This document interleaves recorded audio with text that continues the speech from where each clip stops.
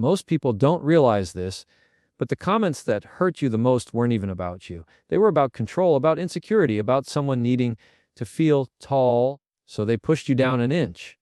And if you've ever walked away from a conversation thinking, I should have said something, I should have stood up for myself, why did I go quiet? Trust me, you're not alone. Belittling comments don't just sting your feelings, they freeze your voice. And today, I want to help you get that voice back, stronger, calmer, and smarter than before. Because the smartest response is never loud. It's never emotional. It's never desperate. It's controlled. It's confident. It's clear. It's clear. When you learn how to deliver that kind of response, people stop trying to belittle you. Because it simply doesn't work anymore. When someone attacks you with a belittling comment, they're not looking for truth. They're looking for a reaction. They want you to be defensive. They want you to argue. They want you to snap, shut down, or shrink. Because your reaction gives them something: power, attention, validation. The smartest people don't give them any of that. You know what they give instead? A pause, a calm breath, a moment of silence that says, I heard you. I'm just deciding whether you deserve my energy. That pause is everything. It protects you from saying something you regret. It protects your dignity. And it sends a quiet message that rattles them more than shouting ever could. Because when someone tries to make you feel small and you don't flinch, they realize they miscalculated. When someone hits you with a belittling comment, the worst thing you can do is turn the moment into a personal attack. Calling out the person directly, saying things like, you're rude, you always do this, or what's wrong with you, shifts the entire conversation into a battlefield of egos. It turns them defensive, it escalates the tone, and it transforms what could have been a simple correction into a full-blown argument. The smarter approach, the more effective approach, is to call out the comment itself, not the person behind it. Because the moment you shift from labeling them to labeling the behavior, you take control of the conversation without igniting a war. Calling out the comment keeps the focus where it belongs. Instead of attacking character, you address the impact. It's subtle, but it's powerful. You're not saying, you're disrespectful, which invites a fight. You're saying, that comment felt disrespectful, which invites awareness. It's a completely different energy. One triggers defense, the other encourages accountability. And accountability is what you want if your goal is to shut down belittling behavior. People can argue about intentions all day.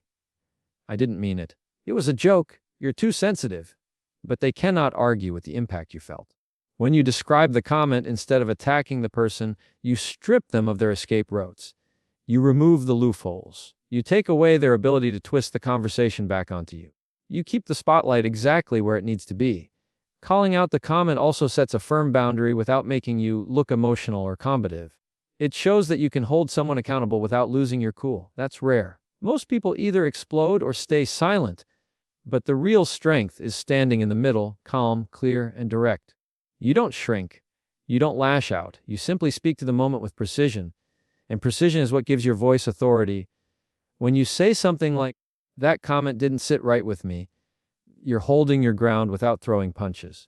When you say, I don't appreciate that kind of joke, you're signaling a limit without attacking their identity. When you say, I'm not okay with that kind of remark, you're drawing a clear line in the sand without provoking their ego. This is how you stay respected. This is how you stay in control. This is how you communicate like someone who knows their worth. Another reason calling out the comment works so well is because it exposes disrespect in a way the other person cannot easily disguise. Belittling people love to hide behind tone, humor, sarcasm, or I was just kidding. They want plausible deniability. They want to be able to hurt you while pretending it's harmless. But when you shine a light directly on the comment, you take that camouflage away. You force them to face what they said. You make the invisible visible. And here's the twist: when you call out the comment, you give them an opportunity to course correct. You give them a chance to step back, adjust, and show maturity, if they're capable of it. You give them space to fix the moment without losing face. That's something people appreciate, even if they don't say it. Most people don't want to feel attacked. But many people are willing to rethink their words if the conversation feels safe enough for them to do so. Calling out the comment also reinforces your self-respect. It shows that you're not afraid to address things directly. It proves that you don't let disrespect slide. You're not passive, but you're not aggressive either. You're assertive, and assertiveness is the middle ground where true power lies. It's the tone of someone who values their peace but isn't willing to sacrifice their standards to keep it. And here's something most people don't realize: calling out the person rarely stops the behavior, but calling out the behavior often does. Because behavior can be changed. People may not want to feel blamed, but they do respond to clarity. They respond to firm boundaries. They respond to calm truth. When you isolate the comment and address it head on, you create a moment that demands self-awareness, and self-awareness is the beginning of behavior change. Most importantly, calling out the comment keeps you aligned with who you want to be. You're not stooping to anyone's level. You're not trading shots. You're not trying to win with volume or attitude. You're speaking with intention, discipline, and self-control. You're staying rooted, not reactive. And when you handle disrespect with that level of clarity, you don't just shut the moment down, you elevate yourself. Setting a boundary without raising your voice is one of the strongest communication skills you can ever learn. Most people think boundaries require loudness, intensity, or force, but that's not true at all. A real boundary doesn't need volume. It needs clarity. It needs calm. It needs you rooted in who you are instead of reacting to who they are being. When you can look someone in the eye and express your limit without your tone rising, you show a level of emotional maturity that's rare. You show you're not trying to dominate the moment, you're simply protecting your space. A raised voice is usually a sign of losing control, not gaining it. People yell when they feel unheard, threatened, cornered, or desperate. But boundaries aren't about desperation, they're about direction. They aren't about overpowering someone. They're about respecting yourself enough to communicate your needs without compromising your dignity. When you stay calm, your words land differently. They sink in. They hit with more weight because they're not tangled in emotional chaos. They're clean, they're firm, they're steady. Speaking calmly while setting a boundary also removes the other person's excuses. If you yell, they focus on your volume. If you stay calm, they have to focus on your words. Yelling gives people an escape. They can blame your tone, accuse you of overreacting, or shift the conversation onto your delivery. But calmness removes that escape. It forces the conversation to stay on the actual issue. It keeps the spotlight exactly where it belongs, on the behavior that crossed the line. A quiet, steady boundary is also harder to argue with. When you don't raise your voice, you don't fuel their defensiveness. You're not escalating, you're not competing, you're not provoking their ego. You're simply stating what is or isn't acceptable. That simplicity disarms people. It pulls the heat out of the moment. It makes the conversation less about who's winning and more about what needs to change. A calm boundary can feel like a mirror, because instead of reacting to them, you make them reflect on themselves. And let's be honest, many people use volume as a test. They push, poke, provoke, or disrespect you to see how far they can go before you snap. If you explode, they learn how to control your emotions. If you shut down, they learn they can walk over you. But if you stay calm and set a boundary firmly, they learn something else entirely. They learn that you're not easily moved. They learn that your standards don't depend on your mood. They learn that you can handle conflict without losing yourself inside it. Setting a quiet boundary is also about protecting your inner environment. When you raise your voice, you elevate your stress. Your heart rate spikes, your breathing changes, your thoughts get foggy, and you start speaking from emotion instead of intention. But calmness keeps your internal space clean. It keeps you anchored. It keeps your mind sharp.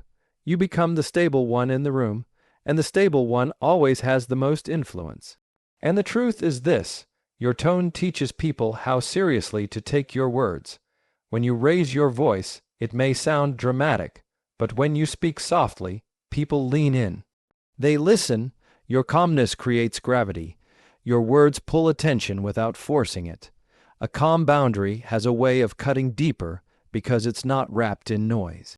It's simple, it's direct, it's unmistakable. Calm boundaries also protect your self-respect. When you don't raise your voice, you're choosing control over chaos. You're choosing self-respect. respect over reaction. You're choosing clarity over conflict. It shows that your standards are not up for negotiation, even when your emotions try to pull you in another direction. You show yourself that you can handle uncomfortable moments without losing your composure, and that builds confidence over time. Your mind starts to trust you. Your emotions start to follow your lead instead of dragging you around. It's also important to understand that people listen differently when they're not being attacked. A calm tone communicates safety even when the message is firm. It says, "I'm not here to fight. I'm here to be clear." And clarity is what creates change. Clarity is what shapes behavior. Clarity is what teaches people what you will and won't allow. Setting a boundary without raising your voice also teaches something powerful. You don't need intensity to be taken seriously. You just need certainty. You don't need anger to communicate importance. You need self-control. You don't need to shout to be heard. You need to believe in your own words. Quiet confidence is more convincing than loud insecurity every single time.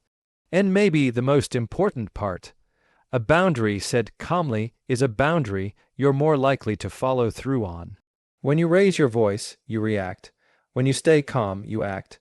Calmness means your boundary is coming from strength, not emotion, from intention, not impulse. And boundaries rooted in strength are the ones that hold. Using curiosity to disarm an insult is one of the most unexpected and effective ways to take the power out of someone's words. Most people don't expect curiosity in moments of tension. They expect defensiveness, anger, or a counterattack.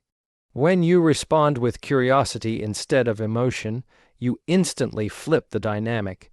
You stop the momentum of the insult and shift the weight of the conversation back onto the person who threw it. Curiosity exposes intention. It reveals whether the comment was carelessness, insecurity, ignorance, or an attempt at control. And the moment someone has to explain themselves, their insult loses its bite. Curiosity is powerful because it forces people to slow down. Instead of reacting emotionally, you ask questions that make them think. What makes you say that? Help me understand what you mean by that. Is there a reason you felt the need to say it that way? These questions are calm, direct, and grounded. They don't escalate. They don't attack. They simply shine a spotlight on the behavior, and insults don't survive in the light. They rely on shock, speed, and emotional reaction. Curiosity removes all three. When you stay curious, you also protect your emotional space. Insults are meant to hook you. They're bait for your insecurities. They're designed to make you react from a wounded place rather than a wise one. But curiosity creates a gap between the moment and your reaction. You step back, you observe. Instead of "how dare they say that to me," your mind shifts to "why would they say that at all?" That shift moves you from emotional response to analytical response. It puts your brain back in charge instead of your ego. Curiosity is also a quiet form of strength. It communicates that you're not intimidated, you're not rattled, and you're not threatened. You're simply trying to understand. Most people who dish out insults expect the other person to crumble or explode. They want to trigger you because your emotional reaction gives them control of the moment. But when you respond with curiosity, you take their control away. You show that you decide how the conversation goes, not their insecurities, not their tone, and not their disrespect. Asking curious questions also forces the insulter to self-reflect, even if they don't want to. If the comment came from insecurity, curiosity exposes it. If it came from jealousy, curiosity reveals it. If it came from immaturity, curiosity highlights it. And if it came from a misunderstanding, curiosity clears it. People often use insults as shortcuts to avoid saying what they really feel. Curiosity forces them to take the long route. It forces them to unpack their words. And most people don't have the emotional vocabulary to defend their disrespect when asked to explain it calmly. Curiosity also keeps you in control of your tone. When you ask questions, your voice naturally lowers. Your breathing slows. Your body language shifts from defensive to open but firm. You stay composed. And that composure sends a clear message. I'm not here to fight, but I won't let this slide either. It's the perfect balance between assertiveness and emotional maturity. You're standing your ground without raising your weapons, and here's something most people never realize. Insults say far more about the person giving them than the person receiving them.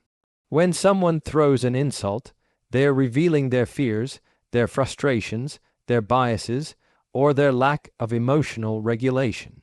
Curiosity helps you see the insult for what it really is. A window into their state, not a verdict on yours. By asking questions, you position yourself as the observer, not the target. Curiosity can even diffuse tension completely. Sometimes people use harsh words because they're stressed, overwhelmed, or unaware of how they're coming across. A curious question can make them pause long enough to realize they stepped over a line. Instead of the situation exploding, your calm inquiry redirects the conversation into something constructive. It gives them room to correct themselves without forcing them into defensiveness. Using curiosity also teaches others how to communicate with you. You're showing them that if they want to talk to you, they need to come with clarity, honesty, and respect. You're showing them you won't play emotional ping-pong, you won't rise to bait, and you won't engage in childish communication patterns. You're training people to think before they speak, because they know you'll question anything that doesn't align with respect. The beauty of curiosity is that it's both a shield and a mirror. It protects you from absorbing the insult, and it reflects the behavior back at the person who delivered it. And once someone sees their own behavior clearly, the power dynamic shifts in your favor. They're suddenly the one under examination. They're the one explaining themselves. They're the one feeling the weight of their words, not you. Curiosity turns you from a reactor into a responder, from a target into a leader in the conversation, from emotionally wounded to emotionally wise. It disarms the insult, it exposes the intention, and it keeps your power exactly where it belongs with you. When someone throws a belittling comment your way, withdrawing your energy isn't about running away, shutting down, or proving a point. It's about refusing to fund the disrespect with your attention. The moment respect leaves the room, your presence becomes a currency, and you get to decide whether you invest it or not. Most people don't realize how valuable their attention truly is. They think their only options are to fight back, defend themselves, or match the other person's tone. But the truth is, the most powerful move you can make is to step out of the emotional ring altogether. Because belittling comments only work when they have an audience. They only sting when you stay in the space long enough to absorb them. They only continue when someone is willing to engage, argue, justify, or explain their worth. But when you pull your energy back, your calm, your presence, your focus, your emotional availability, you send a message much louder than anything you could say, and you deliver it without raising your voice or even lifting a finger. Withdrawing your energy is not silent treatment. It's not passive-aggressive. It's not a tactic to manipulate someone. It's simply you choosing not to stand in a place where you're being treated smaller than you are. You're not punishing them. You're protecting yourself. You are telling yourself, I don't stay where I'm disrespected. And that shift transforms your internal power immediately, because the moment you step back, you break the dynamic. Belittling someone only works when they stay close enough to be diminished. When you take a step back, physically, emotionally, or mentally, you reclaim the space that the other person tried to shrink. You remind yourself that you are not obligated to absorb anyone's insecurity disguised as humor. You are not required to remain in an environment that drains you just because someone else refuses to speak to you with the basic dignity adults deserve. Sometimes withdrawing your energy looks like ending the conversation. Sometimes it looks like redirecting your focus. Sometimes it looks like giving short, neutral responses that don't feed the drama. Sometimes it looks like physically leaving the room. Sometimes it looks like mentally checking out of a dynamic that refuses to rise to your level. You're not storming off. You're not slamming doors. You're not throwing accusations. You're simply stepping away from the emotional heat before it burns you. And that calm exit is often the loudest statement you can make. A person who belittles you expects you to defend yourself, react, snap, or crumble. They expect your energy to spike so they can feel taller in the chaos. When you don't give them that reaction, when you stay calm and choose distance, they're left alone with their behavior. They can't hide behind your reaction anymore. They can't blame you for escalating. They can't twist the story into you're too sensitive, or you can't take a joke. Your withdrawal exposes the truth for what it is. And sometimes the absence of your energy makes them see more clearly than the presence of your words ever could. And here's the part most people forget. Withdrawing your energy is also an act of self-respect. You are teaching yourself what you will and won't tolerate. You are showing your nervous system that you are safe with your own decisions. You are reminding your inner voice that you are not trapped, you have options. Fastest way to weaken self-worth is staying in rooms where you are constantly talked down to. The fastest way to strengthen it is walking out of them, not in anger, but in clarity. When respect leaves, you follow it, and when you do, something powerful happens inside you. Your confidence grows. Your peace stabilizes, your boundaries sharpen, you realize you don't need to win the exchange, you only need to win yourself back. You learn that not every comment deserves your attention, not every jab deserves a response, and not every person deserves front row access to your emotional world. When someone belittles you, your energy becomes a gift, one you do not hand over cheaply. Your presence is valuable. Your attention is valuable. Your calm is valuable. And pulling back from disrespect is not weakness, it's wisdom. It is you choosing to leave the emotional playground and stand in a place where grown conversations happen. It is you choosing peace over ego. It is you showing that the most grounded person in the room always decides where the conversation begins and where it ends. And sometimes the strongest, most self-respecting move you can make is to simply walk away and take your energy with you.